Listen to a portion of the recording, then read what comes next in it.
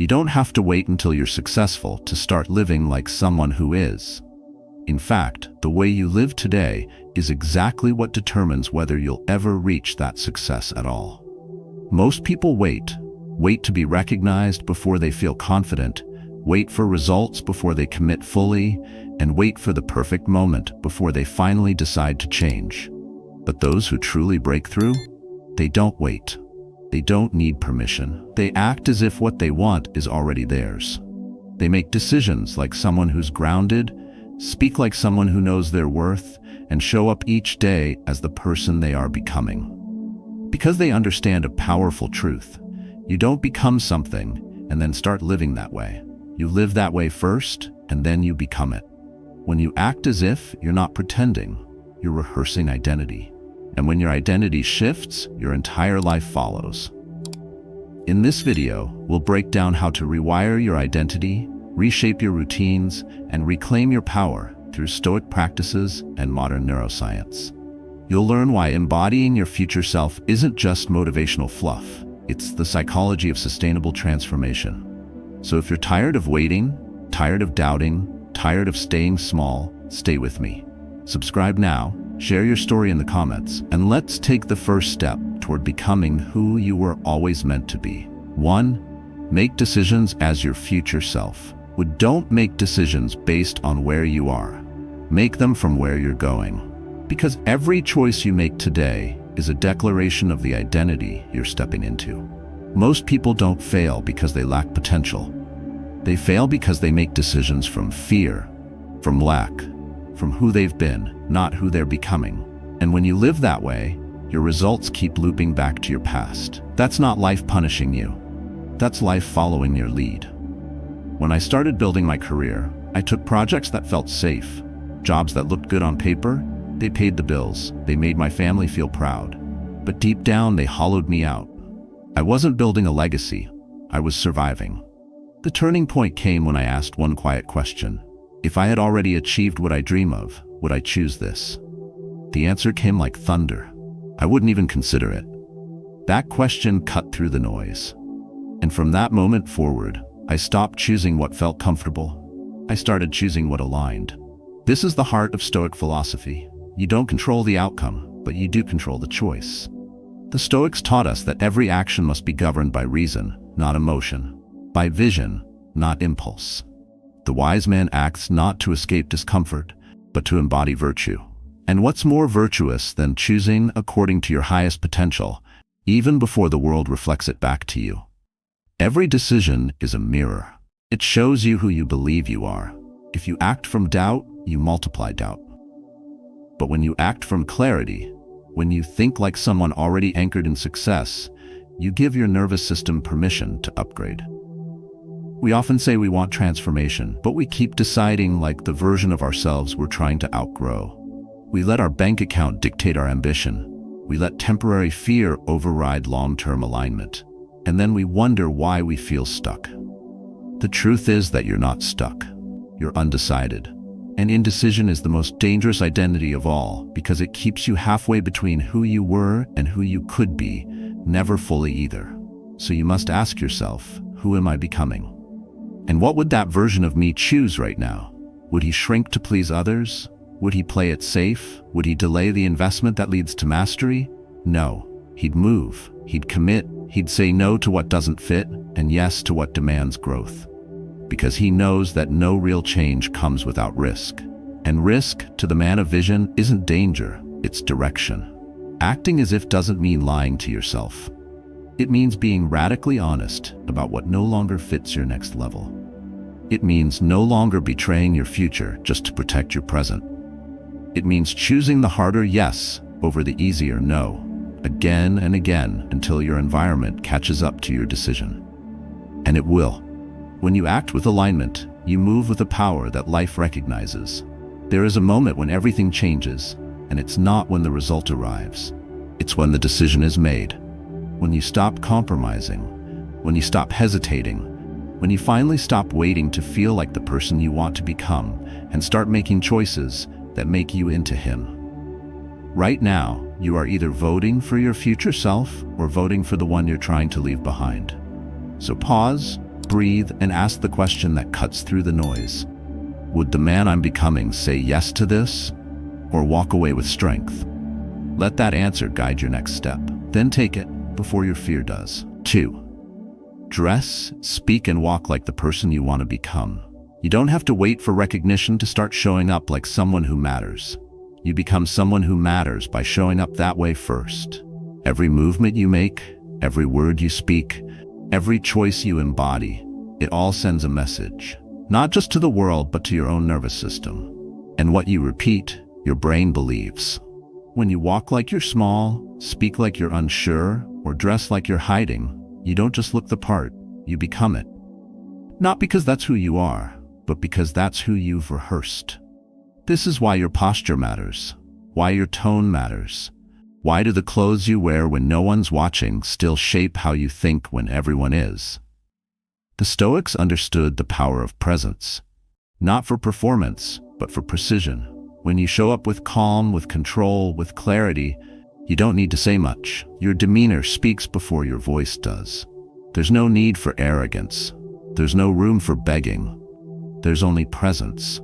That quiet, grounded energy that tells the world you've already decided who you are. And you won't shrink back just because no one has confirmed it yet. When you dress like someone with purpose, even if you're alone in your apartment, you train your mind to value what you represent. When you speak clearly, with intention, not louder, just cleaner, you reinforce confidence, not noise. When you walk with your eyes lifted and your shoulders steady, you aren't faking it. You're remembering.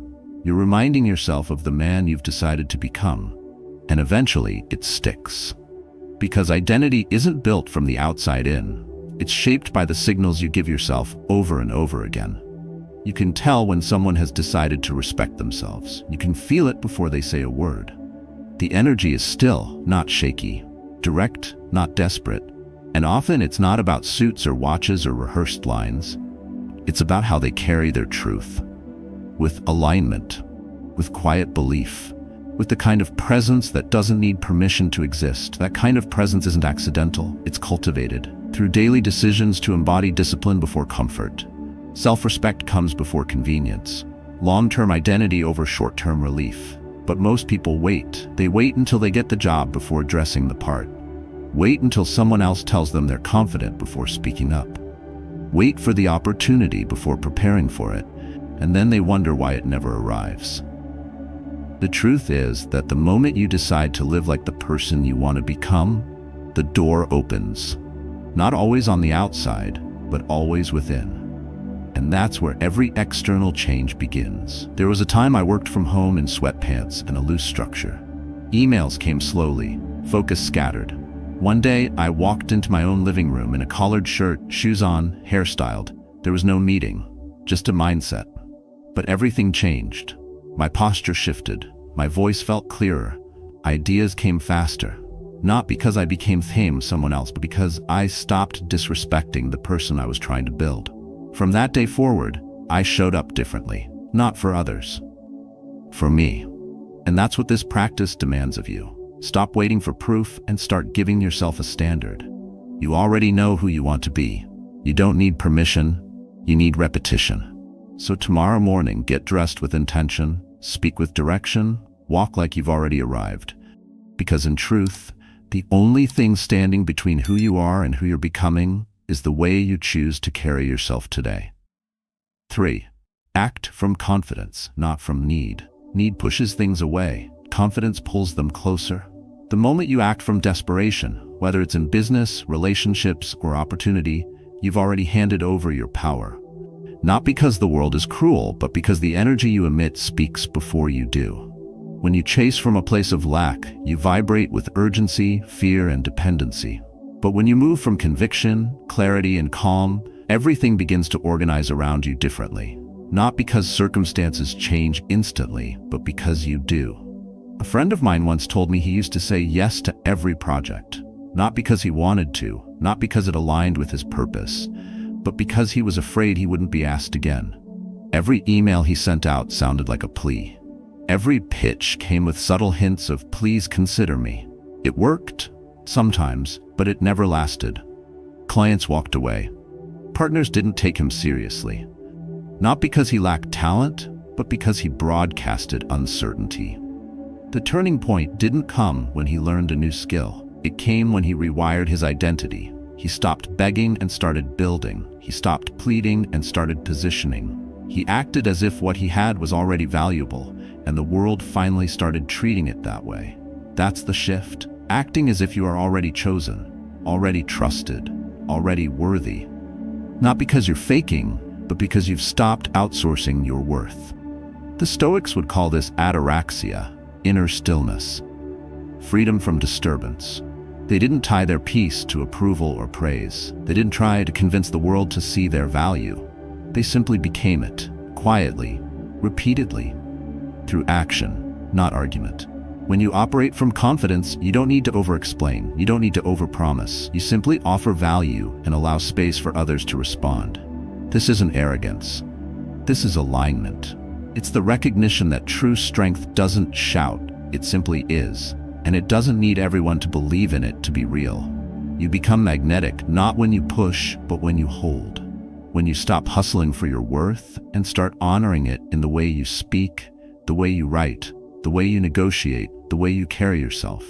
If you send a message or make a call and the voice inside you whispers, "I hope they respond," you're not acting from power. But when you move from belief, you send the message because it aligns with your mission, not because you need it to validate your identity. That's the difference between chasing and choosing. One is fueled by scarcity, the other by certainty. And certainty isn't loud, it's deliberate. This shift is visible in the smallest things. The way you walk into a room, the way you sit in a meeting, the way you present your ideas. You don't apologize for taking up space, you don't wait for permission to be decisive. You stop shrinking to be digestible, and instead you speak with the weight of someone who has already done the work inside. Because you have. Confidence isn't built in public, it's built in silence. In those private moments where you choose not to fold, even when no one is watching. So, start asking yourself one question before every major interaction. Am I acting from confidence or from need? If it's needed, pause. Return to yourself. Re-anchor. If it's confidence, proceed. Let that energy lead. Let it carry your tone, your posture, your intention. Let it make decisions with finality, not fear. Because when you act from need, you become invisible. But when you act with confidence, you become undeniable. 4. Rewrite your inner dialogue. The most powerful voice in your life is the one no one else hears. You can dress the part. You can speak with strength. But if the voice inside your head still whispers doubt, you'll keep living small. You cannot act like a winner and think like a victim. You cannot pursue clarity with a mind filled with noise. Your inner dialogue is not background noise, it's the script that runs your life. And every word you repeat becomes a command your subconscious is built to obey. This is why rewriting your inner dialogue is not optional. It's survival. The world doesn't need more people performing strength. It needs more people believing in it from within. If you keep telling yourself you're behind, unqualified, or not ready, no opportunity will ever feel real when it shows up. You'll sabotage the very thing you said you wanted, not because it's out of reach, but because it doesn't fit the story you've been telling yourself. And that story? You wrote it. Maybe unconsciously, maybe in pain, maybe from someone else's words. But now, you have the power and the responsibility to write something new. The Stoics knew this long before psychology gave it language. What we feed our minds, we become. What we rehearse internally, we eventually express outwardly. The body follows the mind, and the mind follows what it repeats. So the question is simple. What are you repeating, and who taught you to say it? If the answer is fear, comparison, or failure, then your first act of courage is not doing something great. It's silencing something false. Because the war is not out there, it begins in the space between your ears. You don't have to scream affirmations in the mirror, you don't have to fake belief, but you must stop giving power to words that keep you small. You must catch the lies mid-sentence, interrupt the loops, and replace them with something clear. Not grand, just grounded. Instead of, "I'm not good enough," try, "I'm training." Instead of, "I never get it right," try, "I'm learning faster now." Instead of "this won't work," try "let's see how far I can go if I stay consistent." These aren't empty phrases. They are identity shifts, small rewrites that change what your brain scans for and builds toward. The voice you choose in private determines the energy you project in public. That energy builds your reality, not through magic, but through momentum. When your inner voice becomes an ally, your actions become weapons of clarity. Your confidence stops depending on external approval. Your setbacks no longer confirm defeat. You begin to expect good things, not because they're guaranteed, but because you've stopped expecting the worst. That shift, subtle but unshakable, is where the Stoic mind is born. Rewriting your inner dialogue isn't a one-time ritual. It's a daily act of reclaiming mental territory. And no, you won't always believe it. Some days, the old voice will return, louder than before. But that doesn't mean you failed. It just means you're rewiring something deep. So speak anyway, correct it anyway. Choose the words that match your future, not your fear. Say them like you mean them, even when you don't. Because over time, you will. So today, before you speak to anyone else, listen to yourself.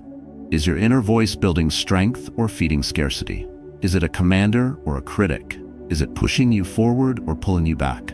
If the answer isn't clear, rewrite, right now.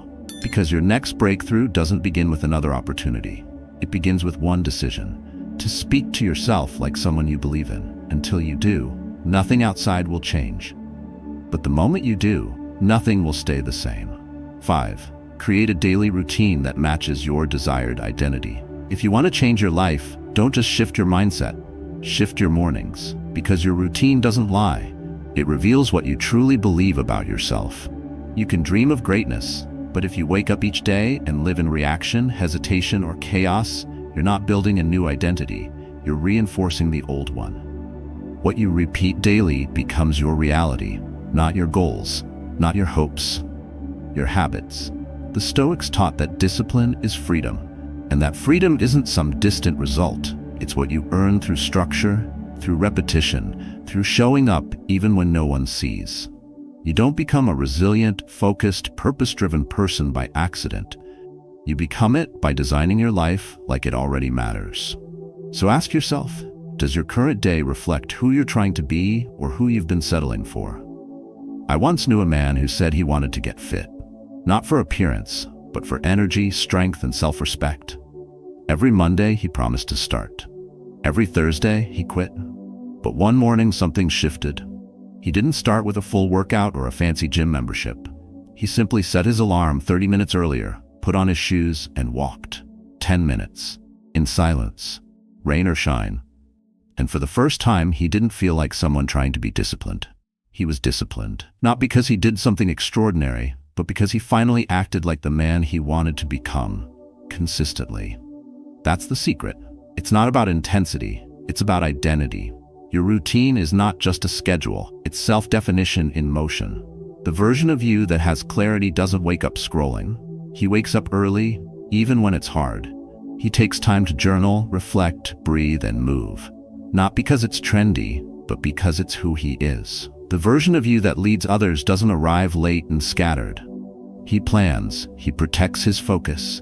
He doesn't rush to feel productive. He chooses what matters and sticks to it. Building your routine isn't about filling your day, it's about filtering it. What stays must serve your future, what distracts must go. The Stoic mind doesn't chase everything. It cuts through noise to prioritize what aligns with virtue, purpose, with strength. You don't need 20 habits, you need 3 non-negotiables that reflect who you're becoming, and the courage to repeat them, especially when you feel like quitting. If your desired identity is someone who leads with confidence, then create space in your day for stillness before decisions.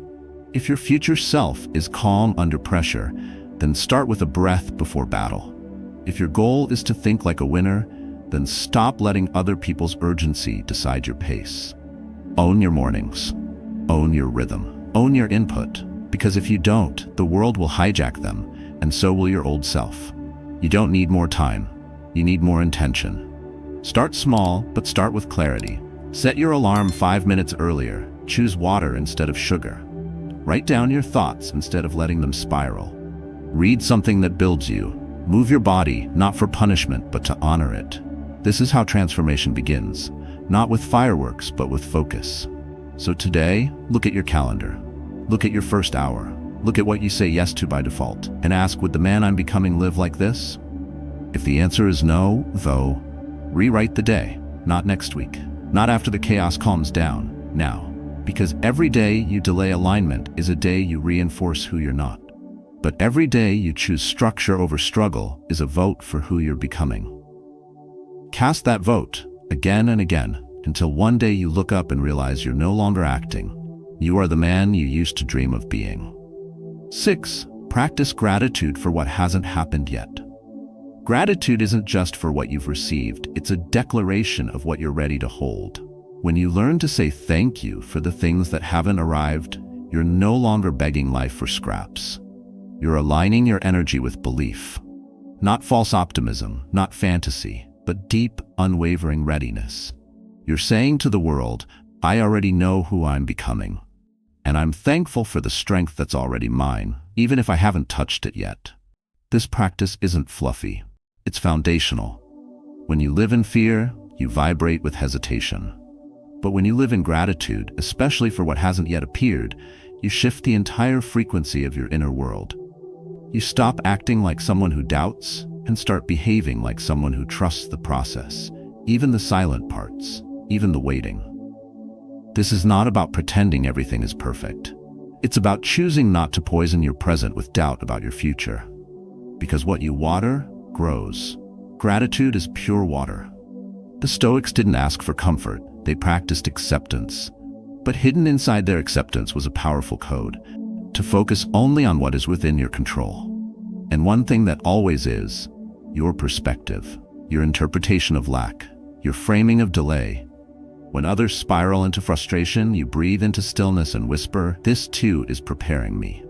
That's strength. That's sovereignty.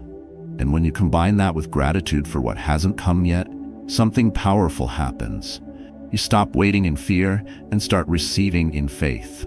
This is where the real rewiring begins, because your subconscious doesn't know the difference between reality and emotional rehearsal. When you wake up and thank life for the opportunities, clarity, connection, and abundance you've yet to see, you program your system to believe it's on the way.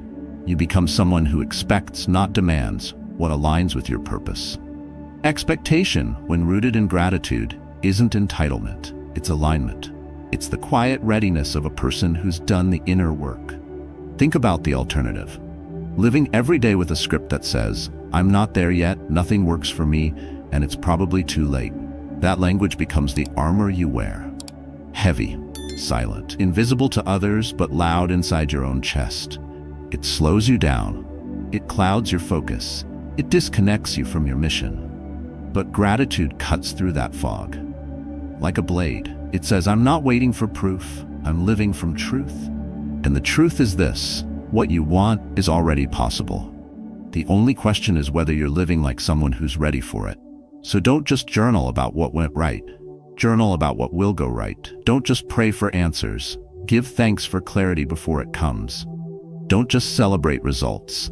Celebrate the identity you're building, day by day, through unseen effort. Wake up tomorrow and say, thank you for the strength I'll discover today. Thank you for the opportunity I don't yet see. Thank you for the peace I'll return to, even if chaos knocks first. Say it before the moment arrives. Say it even when your circumstances haven't caught up. Say it like it's already yours.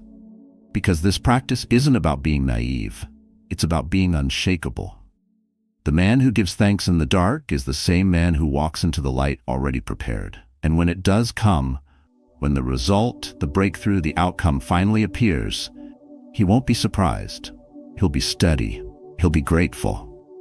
But he won't act like it's new because he's been living with that energy the whole time. So pause right now. Ask yourself, am I waiting in doubt or preparing in gratitude? One creates delay. The other builds direction. Choose the one that makes you stronger, calmer, and more aligned with everything you're meant to receive.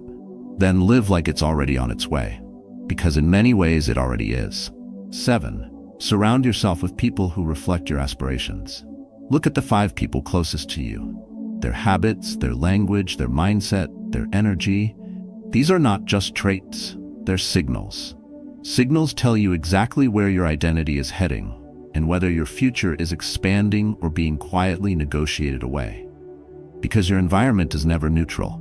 It's either reinforcing your growth or feeding your resistance. And if you're serious about becoming more, mentally, emotionally, spiritually, then you must be ruthless about one thing: proximity. This is not about elitism, it's about alignment. When you surround yourself with people who normalize mediocrity, you start making excuses in a tone that sounds like wisdom.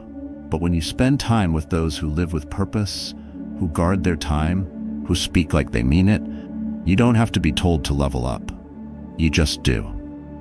Their presence becomes a mirror, and it reflects not where you are, but who you could be if you stopped making small talk with your potential and started having real conversations with your discipline.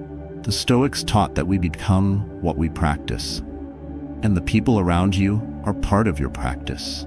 Their emotions seep into your nervous system. Their beliefs shape your perception of what's possible. You absorb their definitions of effort, struggle, and courage. So, if the people closest to you treat complaining like connection or chaos like culture, don't be surprised if your standards silently fall in line.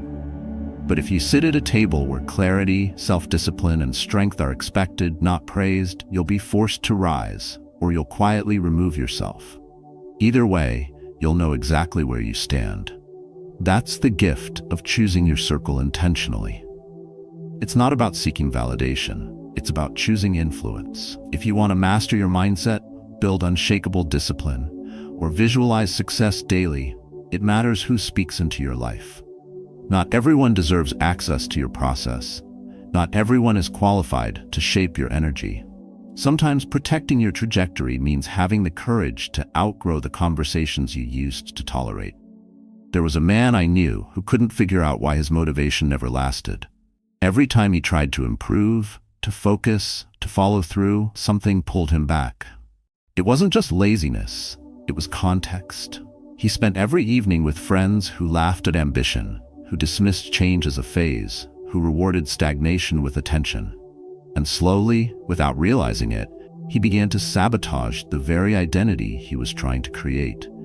Because the voices closest to him reminded him who he used to be, not who he was becoming. But when he started spending time with people who talked about vision instead of gossip, who set goals instead of drifting through distraction, something shifted. He didn't need more motivation. He needed a different mirror. And once that mirror changed, so did his reflection. You don't need to abandon everyone, but you do need to audit the energy. Who drains you? Who fuels you? Who challenges your excuses without attacking your worth? Who sees your future without needing to understand every detail? These aren't easy questions, but they're necessary ones, because if you don't choose your environment, it will choose you. And it rarely chooses forward. So look again at the people you allow close. Are they sharpening you or softening your edge? Are they aligned with your future or attached to your past? You're not being harsh, you're being honest. Because growth demands clarity. And clarity doesn't whisper. It says, choose better, build higher, surround wisely, or risk becoming someone you never meant to be. The identity you seek is already within you, not in the future.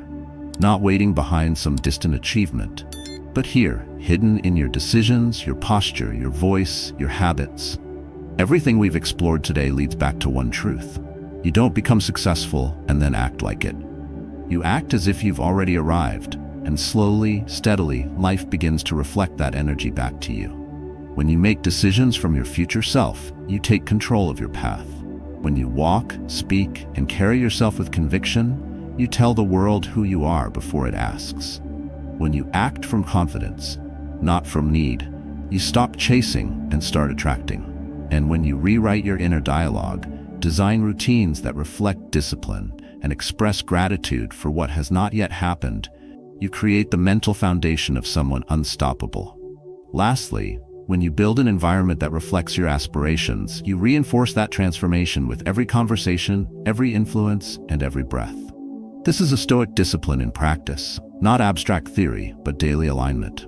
Not grand gestures, but quiet consistency. Start small, Choose one action tomorrow that reflects the man you are becoming, not the one you've been. Repeat it. Own it. Let that repetition rewire you. And as you do, remember this. Your story isn't written in stone. It's written in choices. Make them with intention. Train your mind. Reclaim your voice and watch who you become. Now, I'd love to hear your voice. Share your story below. What part of this philosophy spoke to you most? What change are you committing to today? Your words might be exactly what someone else needs to hear. Let's grow forward together.